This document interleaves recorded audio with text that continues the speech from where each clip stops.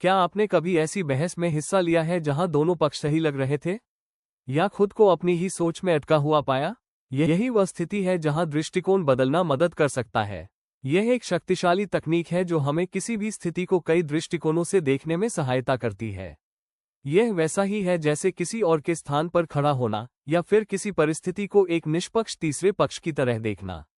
लेकिन यहाँ एक रोचक बात है, हम स्थितियों की व्याख्या कैसे करते हैं? हम व्यक्ति को दोष देते हैं या परिस्थिति को? यही हमारे दृष्टिकोण को आकार देता है।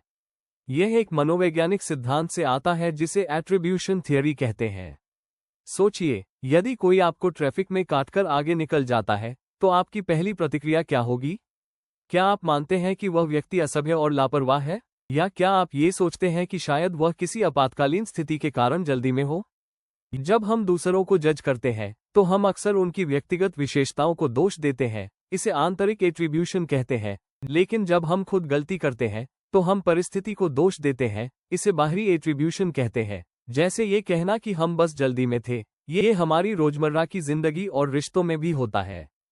हो सकता है कि आपका कोई दोस्त आपके मैसेज का जवाब देना भूल जाए और आप मान लें कि उसे परवाह नहीं है, आंतरिक एट्रीब्यूशन। लेकिन अगर आप जवाब देना भूल जाएं, तो आप खुद को बताते हैं कि आप बहुत व्यस्त थे, बाहरी एट्रीब्यूशन। ये स्वाभाविक पूर्वाग्रह या बायस अनावश्यक संघर्षों का कारण बन सकता है। इसीलिए दृष्टिकोण बदलना इतना प्रभावी होता है। जब हम अपने दृष्टिकोण से बाहर कदम रखते हैं, तो हम इन स्वचालित निर्णयों को चुनौती देते हैं। हम ये समझने लगते हैं कि गलतियां अक्सर परिस्थितियों की वजह से होती हैं, न कि किसी के चरित्र की वजह से।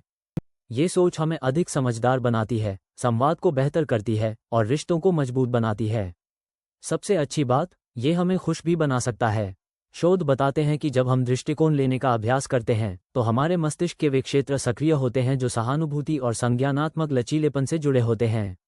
ये हमें सामाजिक संबंधों को बेहतर ढंग से संभालने, समस्याओं को हल करने और तनाव को कम करने में मदद करता है। अगले वीडियो में हम देखेंगे कि विभिन्न संस्कृतियों और विज्ञान ने सदियों से इस तकनीक का कैसे उपयोग किया है।